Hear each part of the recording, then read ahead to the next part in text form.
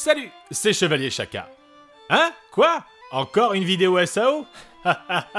Évidemment! Mais je vous avais prévenu, non? Après toutes les heures que j'ai passées avec Kirito et son harem, vous pensiez vraiment que je me contenterais d'une petite vidéo? Si je coule, vous coulerez avec moi! Plus sérieusement, je n'en ai clairement pas terminé avec Sword Art Online. Je persiste à penser que la franchise créée par Reiki Kawahara n'est pas traitée à sa juste valeur, et pas uniquement par ses détracteurs, mais également par ses fans. Encore plus au format vidéo. Donc eh bien, je vais le faire. Je sais ce que vous vous dites. Quelle modestie! N'en dites rien, je le sais déjà. Que ceux que le sujet n'intéresse pas se rassurent, je ne compte pas soudainement me focaliser uniquement sur SAO. Tout simplement parce que j'ai bien trop d'autres sujets dont j'ai envie de parler.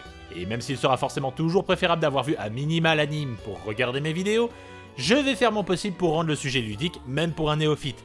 Par contre, forcément, je vais spoiler. Maintenant, trêve de palabres, Kirito. Conspué par les détracteurs de la franchise, adoré par les fans de celle-ci, l'épéiste noir a le mérite de diviser l'opinion de manière assez radicale. Cheaté pour certains, badass pour d'autres, le personnage principal de Sword Art Online serait soit tout ce qui se fait de pire dans le genre Hero Neketsu, ou au contraire de ceux qui sont conçus pour permettre aux spectateurs de facilement s'identifier. Du coup, où se trouve la réponse? D'abord, faisons un peu le tour des faits d'armes de ce cher Kirito, ou de son vrai nom, Kazuto Kirigaya. Adolescent de 14 ans au début de l'histoire, celui-ci est élevé très jeune par son oncle et sa tante après la mort de ses parents dans un accident. Passionné d'informatique et de jeux vidéo, il sera l'un des rares à pouvoir participer à la bêta du jeu Sword Art Online, ainsi qu'un parmi les 10 000 heureux élus à participer à son lancement. La suite, vous la connaissez, les joueurs s'y trouveront piégés, la mort dans le jeu entraînant la mort dans la vie réelle. Et c'est au bout de 2 ans à gravir les étages de la forteresse volante que notre héros, désormais connu sous le titre de l'épéiste noir, va mettre fin au jeu mortel en vainquant son créateur dans un duel à mort, Escliffe, ou de son vrai nom, Akihiko Kayaba, le père de SAO. Par la suite, le jeune homme ira délivrer sa belle à Tsunayuki des grilles de Sugo Nobuyuki, le vilain homme d'affaires à la tête de recte, aidera à la capture de Death Gun dans le jeu Gun Gale Online et permettra la réussite du projet Alicization mené par la compagnie gouvernementale RAS. Ceci étant ses plus grands exploits parmi une multitude d'autres choses. De manière globale, on est donc proche de l'archétype classique du héros. Pourtant, un grand nombre de personnes lui reprochent d'être particulièrement cheaté, prétextant que son évolution et ses compétences sont disproportionnées par rapport aux autres protagonistes, que sa personnalité est lisse et que malgré tout, il attire toutes les filles comme un aimant. Bref, Kirito ne serait que l'expression absurde du fantasme otaku et ne serait donc pas un bon personnage principal. Tiens donc, j'admets qu'au départ, les bras m'en sont tombés, puisqu'on pourrait facilement reprendre une à une toutes les critiques faites au personnage et démontrer qu'elles ne sont pas fondées sur des choses solides, mais sur des inattentions probablement volontaires de ses détracteurs. Qualifier de cheater quelqu'un qui a littéralement joué à la bêta et donc partant avec un gros avantage stratégique et qui nous est décrit comme passant un nombre incalculable d'heures à augmenter son niveau, c'est un peu ignorer qu'un MMORPG récompense généralement l'implication avant le skill brut, et que la plupart des demoiselles qui tombent amoureuses de lui l'ont assimilé à une situation forte dans laquelle il leur a pour la plupart sauvé la vie. Sauf que pendant ma réflexion, je n'étais pas convaincu que démonter bêtement une liste d'arguments allait réellement convaincre qui que ce soit hormis les fans eux-mêmes. Du coup, je me suis tourné de l'autre côté et j'ai regardé quels étaient les points avancés par ceux qui appréciaient notre cher Bitter. Et je me suis rendu compte que c'était une vision aux antipodes complètes que les gens avaient. Le terme revenant le plus régulièrement étant badass. Mais avec ses 50 kilos tout mouillés, j'avais du mal à croire que c'était vraiment l'étiquette qui correspondait le mieux à l'épéiste noir. Pourtant, ce ressenti avait l'air sincère. Et c'est là que j'ai compris. Cette vision totalement opposée que je ne cesse d'illustrer depuis le début, elle est la réponse. On peut voir en Kirito à peu près tout ce qu'on veut. C'est en cela que réside la force du personnage ainsi que ses faiblesses. Et c'est plutôt de ça que je vais vous parler. Kirito, ou plutôt Kazuto, c'est à la base un jeune garçon introverti qui a perdu ses parents très jeunes et qui s'est vu élevé par son oncle et sa tante. Or même si ces derniers l'ont élevé comme leur propre fils, sans faire a priori de différence avec sa sœur, mais en fait sa cousine Sugua, depuis qu'il a découvert la vérité, le jeune homme a développé une certaine méfiance envers tout le monde, le poussant à se questionner sur qui étaient vraiment les gens en face de lui. Ce qui l'a amené à apprécier le caractère simple des jeux en ligne, puisque l'on n'a pas à se soucier de qui se trouve derrière l'avatar. Et quand l'humain revient concrètement dans la balance, sa mauvaise manie le reprend immédiatement. C'est ce qui s'est passé lorsqu'il découvrit qu'un de ses camarades de classe au collège avait été sélectionné comme lui pour la bêta de SAO. Alors que les deux ont souvent joué ensemble pendant celle-ci, Kazuto finira par changer radicalement d'attitude envers son camarade quand celui-ci exprimera l'envie de continuer à se fréquenter en dehors du jeu, allant jusqu'à détourner le regard lorsqu'il le surprendra en train de se faire racketter. Et c'est seulement parce qu'il a été enfermé dans l'Encrad pendant 2 années qu'il va finir par changer de comportement, concluant que quel que soit le monde, les gens sont d'abord ce qu'ils montrent, et qu'il fallait apprendre à faire confiance en autrui. C'est aussi la pierre angulaire de son amour pour les mondes virtuels aujourd'hui. Kazuto est donc, comme bon nombre d'adolescents de son âge, quelqu'un qui ne s'apprécie pas beaucoup, qui manque de confiance en lui, et par rebond de confiance envers les autres, ne se dévoilant que très peu. Car ce titre d'épéiste noir et cette image de joueur le plus fort, ce n'est pas lui qui l'a créé, mais bel et bien ceux qui l'ont fréquenté. Que ce soit Klein, Silica, Lisbeth ou bien entendu Asuna, tous associent Kirito à une situation dans laquelle il les a aidés ou sauvés, comme Klein par exemple, à qui il a appris les rouages du jeu alors qu'au tout début, il n'était même pas capable d'utiliser correctement son arme, et donc serait probablement mort assez rapidement, ou Silica à qui il a littéralement sauvé la vie. C'est également le cas d'Asuna, mais de manière plus complexe, et je préfère garder cela pour le jour où nous parlerons plus spécifiquement de l'éclair fulgurant.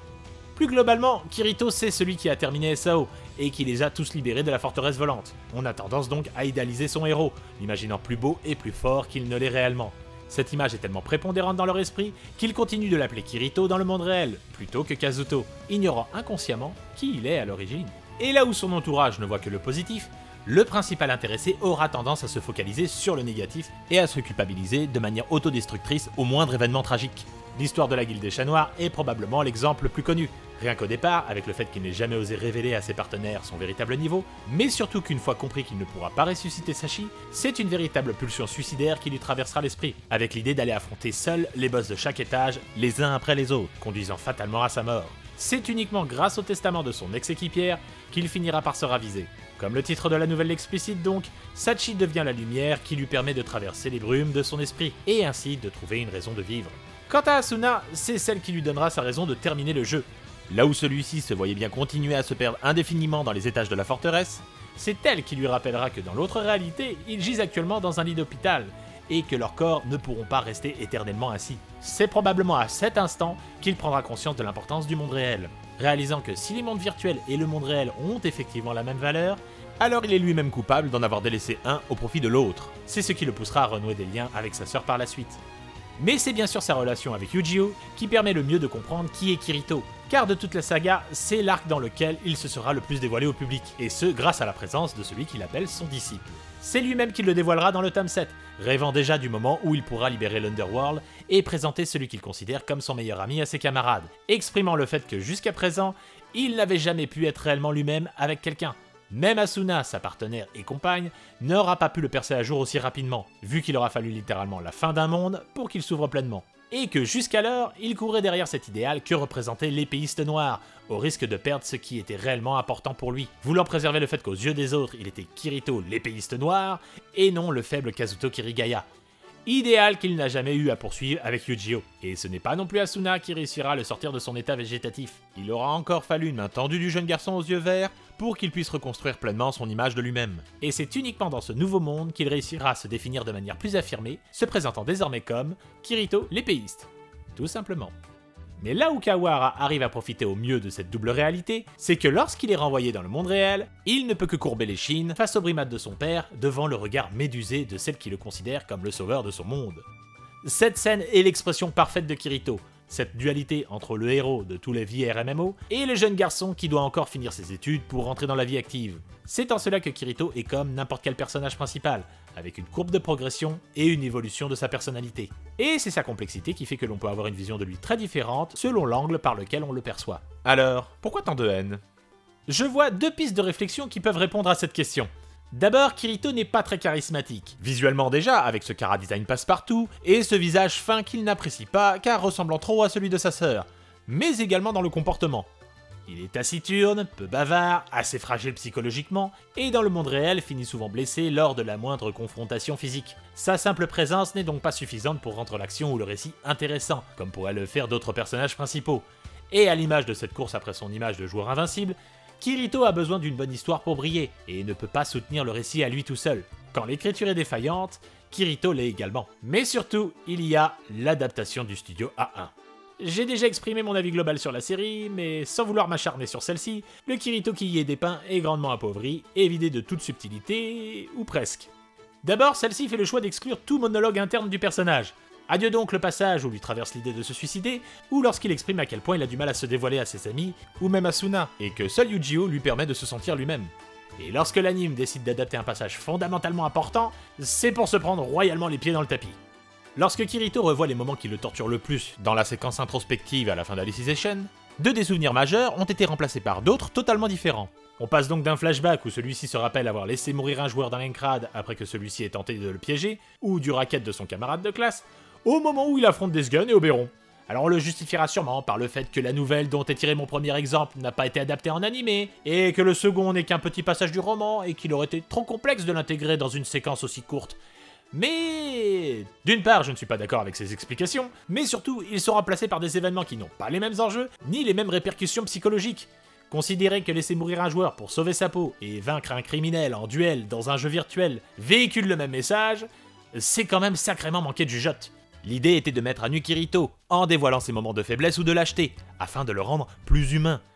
Dans quelle mesure le montrage fait Curadil va avoir le même impact pour le spectateur?